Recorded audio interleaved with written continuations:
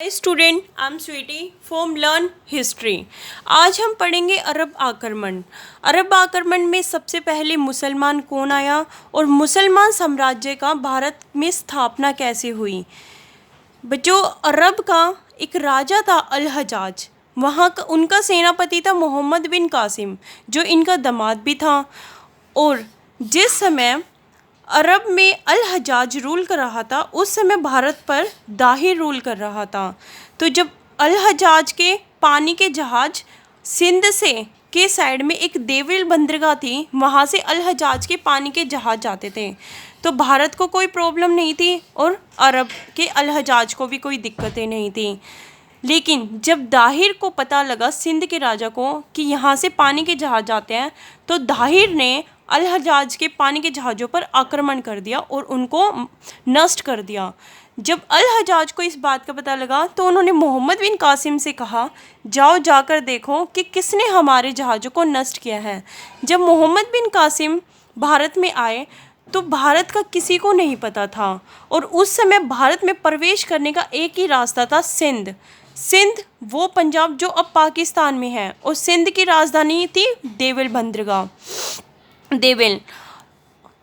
तो जब मोहम्मद बिन कासिम ने दाहिर पर आक्रमण किया और दाहिर को मार गिराया, तो उनकी जो दो बेटियां थी, सूर्य देवी और निर्मला देवी, इन दोनों को ये अगवा कर कर अल हजाज के बेटों के पास ले गए और उन दोनों से इनकी शादी करवा दी।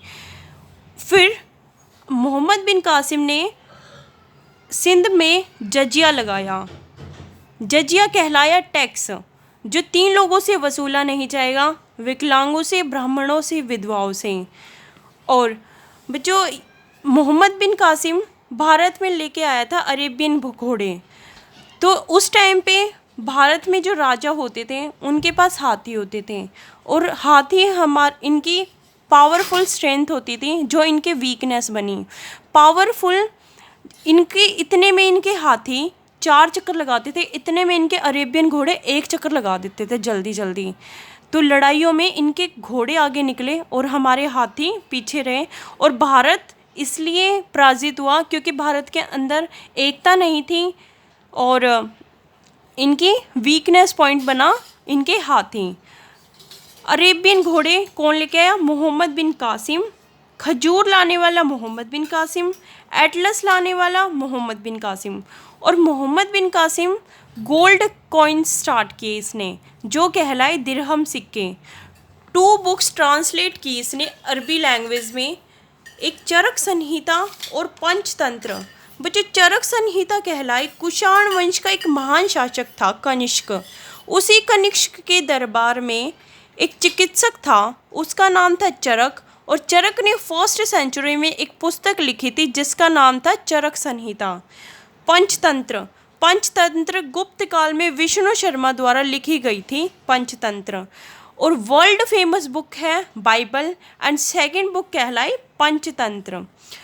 तो बच्चों, सूर्य देवी और निर्मला देवी को जब पता लगा कि मोहम्मद बिन कासिम ने इनके पिता को मार दिया और पूरे सिंध को लूट लिया है, तो इन्होंने एक प्लान बनाया कि इन्होंने अल हजाज से कहा कि मोहम्मद बिन कासिम आपको धोखा दे रहा है, वो हमारी आबरू पहले से ही लूट चुका है। तो जब अल हजाज ने को पता लगा, तो इन्होंने मोहम्मद बिन कासिम को संदेश भिजवाया कि वो जल्दी अरब में वापस आए। तो ये 714 में अरब में वापस गए, और मोहम्मद बिन कासिम को जब पता लगा कि इन्होंने हम पे शक किया अल हजाज ने, तो इन्होंने, इतिहासकारों का कहना है कि इन्होंने अपनी गर्दन कटवा के अल हजाज को भिजवा दी थी। तो बच्चों, ये था अरब आक्रमण। आई होप आपको समझ आया होगा। तो चैनल को लाइक एंड सब्सक्राइब करें।